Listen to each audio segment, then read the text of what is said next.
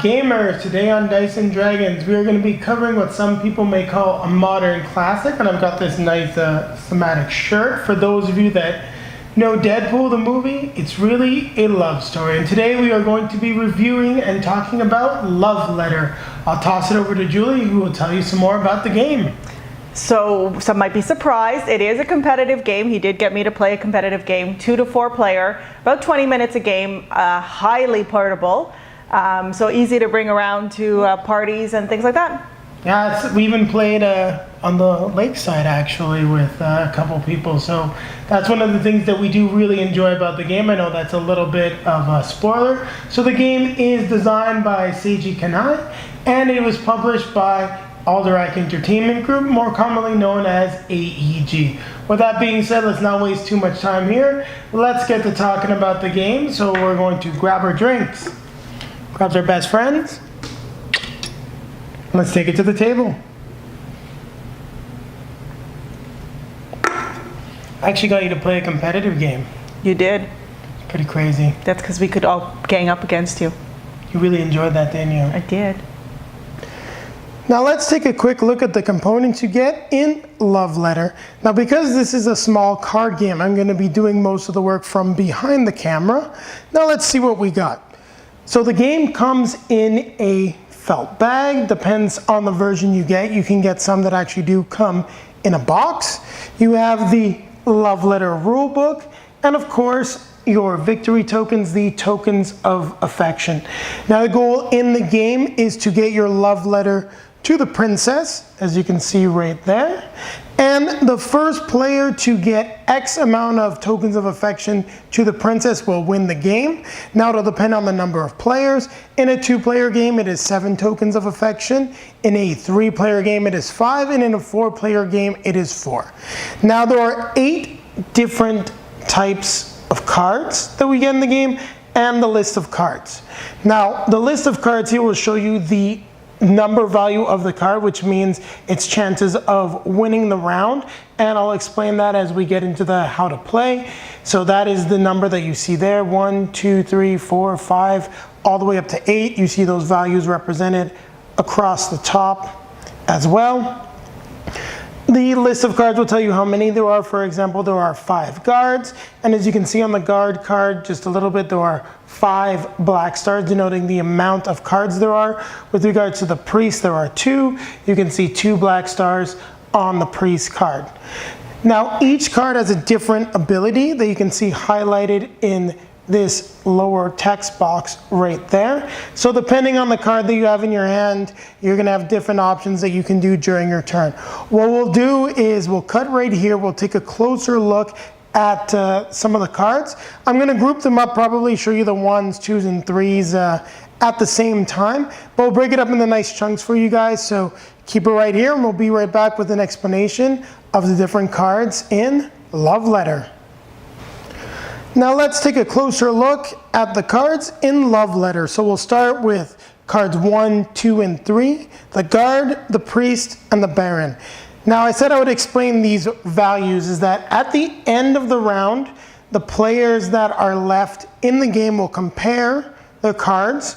The player with the highest value will win the round and successfully deliver their love letter to the princess, gaining them 1 token of affection.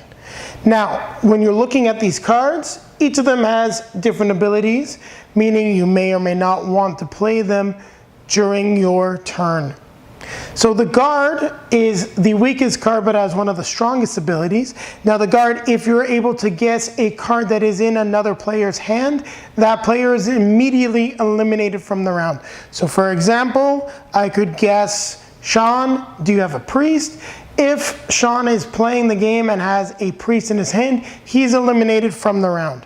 Now, the priest lets you look at another player's cards, so you can see both of the cards that they currently have in their hand.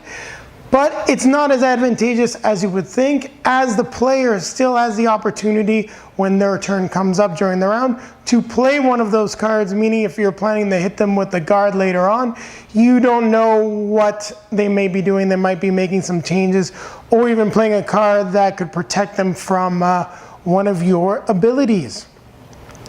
Now, the Baron is a very interesting card you and another player compare hands, the player with the lower value is out of the round.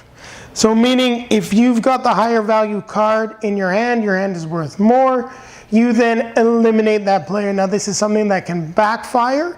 It can give other players a lot of information as what you have in your hand. For example, let's say you had the princess, which is pretty much the trump card and can often eliminate most other players.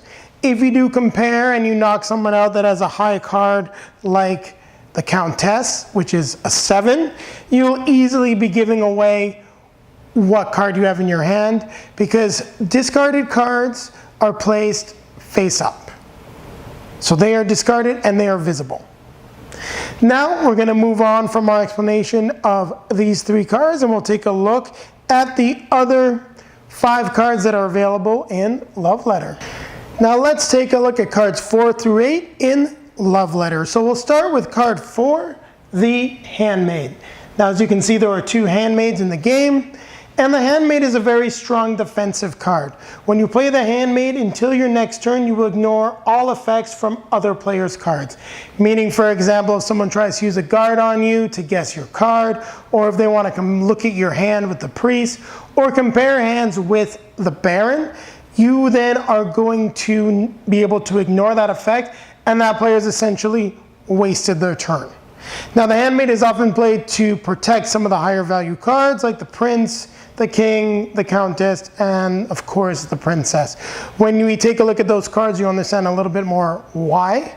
Now let's take a look at number 5, the Prince. So the Prince is a very interesting card.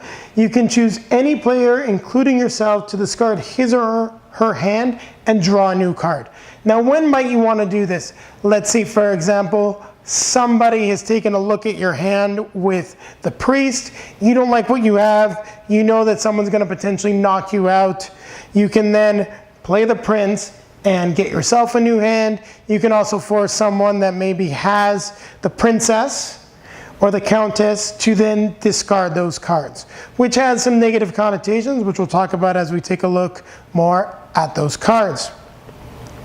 Now let's take a look at the King, and the King is where I made a mistake. The King lets you trade hands with another player of your choice. Now this can be very powerful, especially if you think somebody has the Princess and you want to swap the Princess with whatever card you have in your hand. So if you've got something low, like a Baron, you can play the King to potentially get a higher card. So it's a very good card to play. It's also a strong card to keep in your hand. Now I made the mistake at the end of the game of playing a King, and what ended up happening is I got a weaker card in return. I got a guard, something I just didn't expect at that end of the round. So be careful when you play the card. Now we'll move on to the Countess, Julie's least favorite looking card. Now the Countess is a very interesting card as well. I know I said that before about all of them, but the Countess actually limits some of what you can do. For example, it is very strong, but if you have this card and the King or Prince in your hand, you must discard that card, meaning you're never able to play the Prince or the King. And when you immediately discard the card, as I said, because you discard it face up and they're kept in front of you, you're announcing to everyone that you have the Countess, meaning you may get knocked out with a guard or something else. And don't forget, you have to have a card in your hand at all times. If you don't have a card in your hand, you are knocked out. So you cannot like discard the Prince, discard the Countess, and stay in the round. Now we'll take a look at the final card in the game, the Princess. Now the Princess is the strongest. She will essentially win all the time.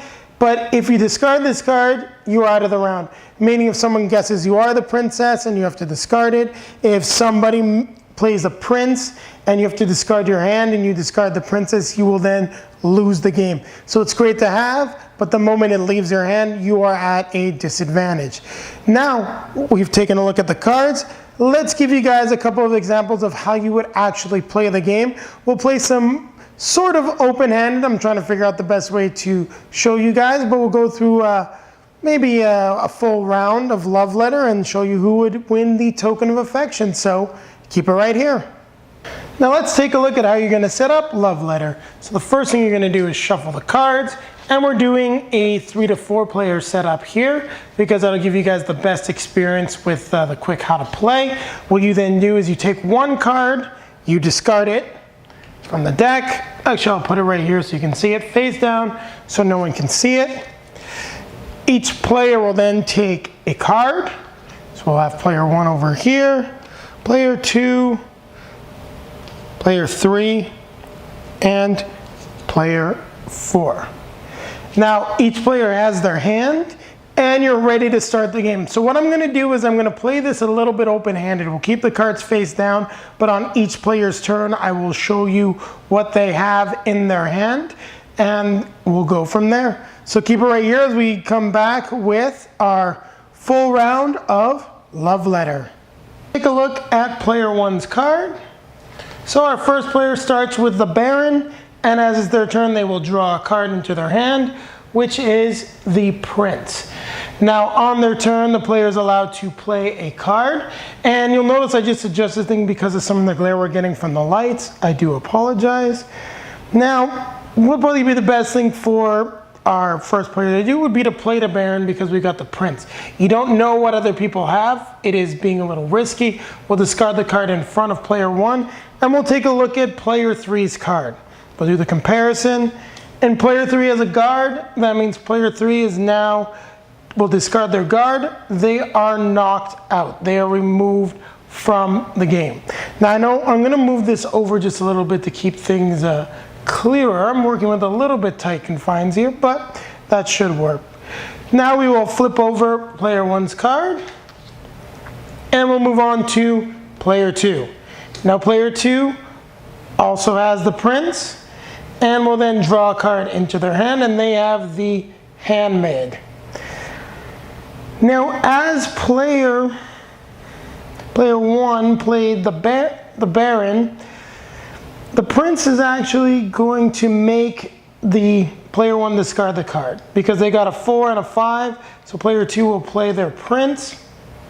That means player 1 will have to discard their Prince and then draw another card. That is their turn. We'll flip everything back over. We'll actually move player 4's card in a little bit closer. And we'll just move player 3's card off to the side, even though it should stay in front of him. It'll just give us a little bit more room in the play space. All right, it is now our 4th player's turn who has a guard. Now they're not really sure what the other players have. They may want to keep it. Let's see what we get. We get the Princess, which is pretty good draw, but we want to make sure we don't discard it.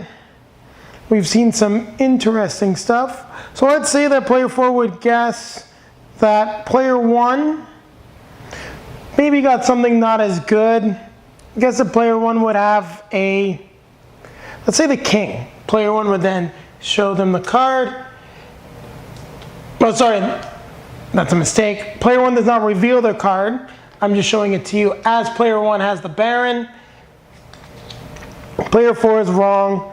The guard is then played in front of them, discarded. I'm just going to stack the cards right there. It's simple, but make sure that the cards that have been played are visible to all players. It is now once again player 1's turn. They get the Priest. Now they're curious as to what player 4 had, and I'll just flip over the Baron to remind you. They will play the Priest. Compare it to player 4. Player 4 reveals the fact that they have the Princess.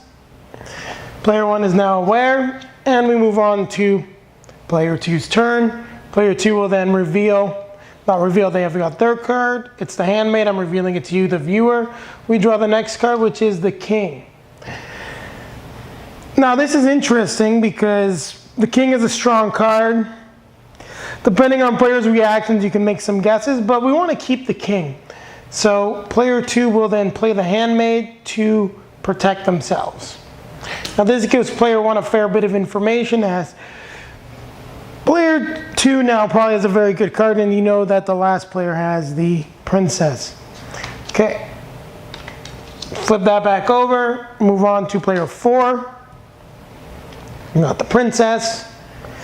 Take a look at what player 4 draws. Player 4 draws the Priest. Now we want to see what player one has, because he looked at our card. We want to see his. We maybe want to knock him out of the game because of the info he's got. We reveal the card. Player one has the Baron. All right. Now go back around. It is player one's turn. They have the guard and the Baron. Quite simple. Player one will guess that player four has the princess, and poof, reveals the princess, knocking them out of the game.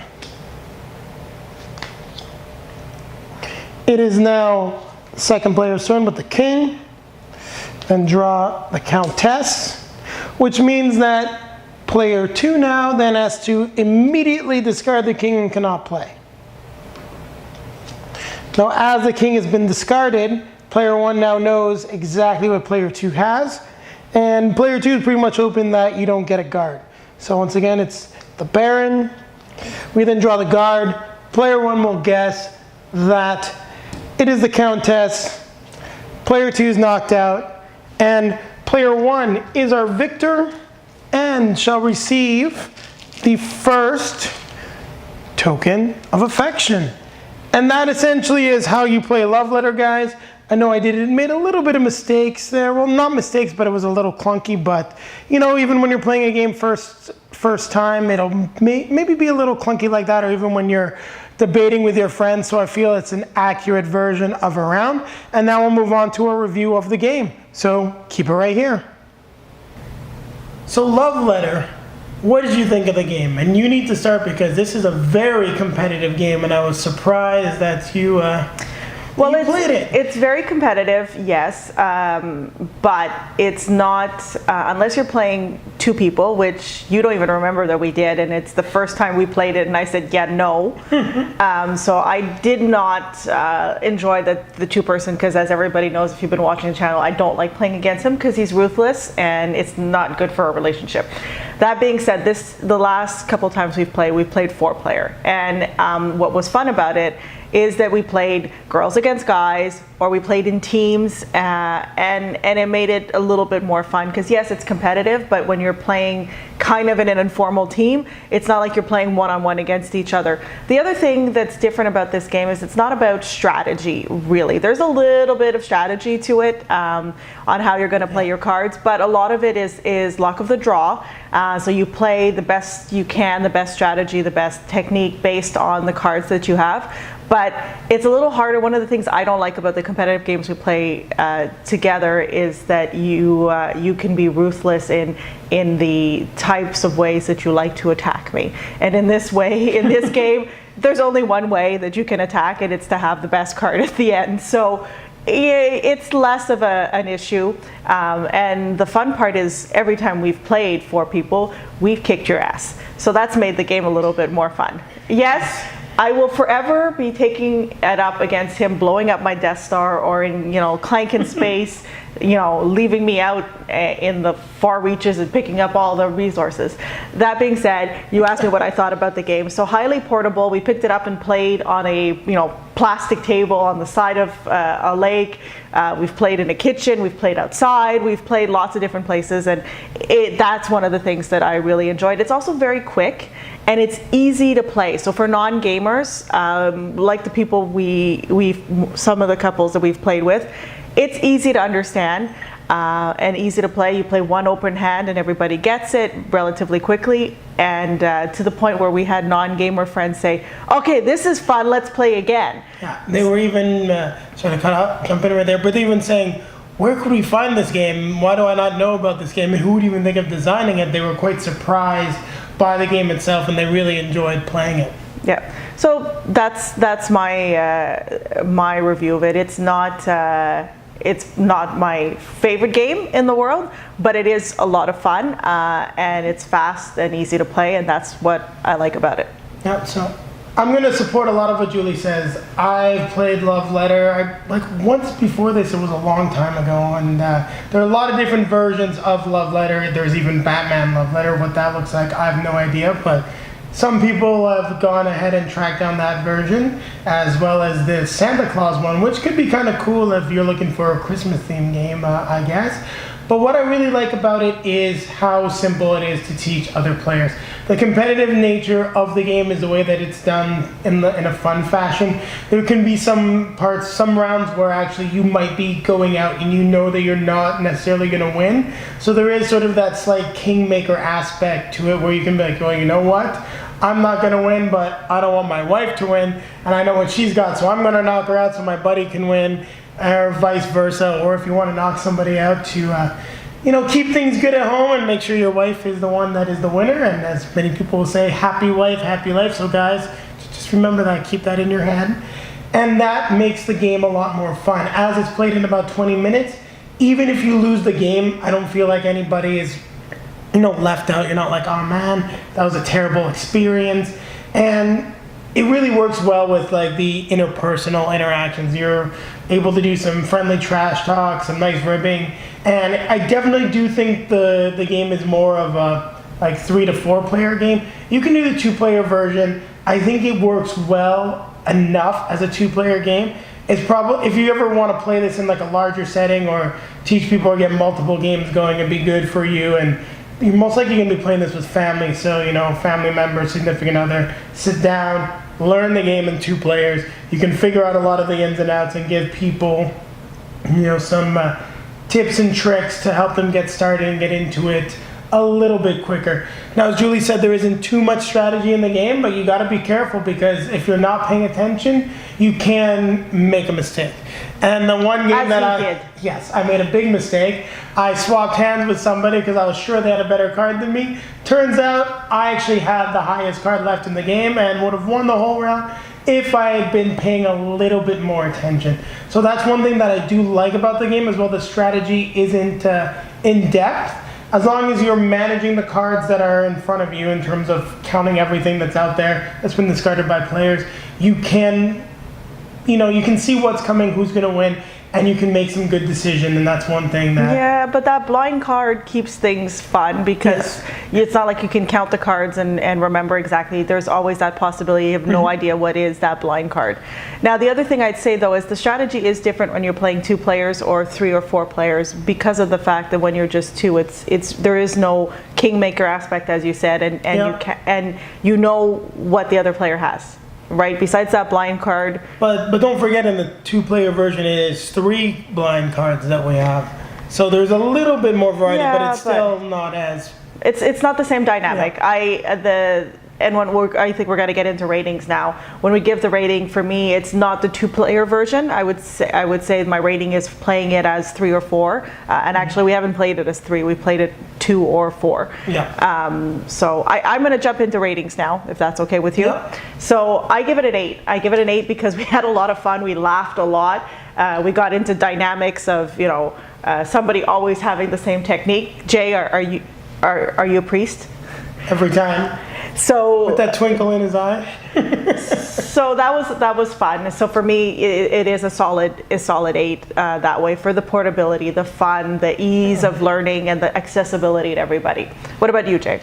I give it an 8 as well. It is a very strong game. It's a game that I think anyone that's a gamer that hosts game nights and wants to bring family into like more games, you want to play something maybe with your in-laws, something like that can be fun, you should have this in your collection. I mean, the nice thing is because they are putting out some new versions, the older versions are being liquidated right now by some places. So got this as a steal. It was under $10 for the game. Now you can get some deluxeified and nicer versions, which I think are probably going to be worth the money when you take a look at it finally and see the differences in the cards.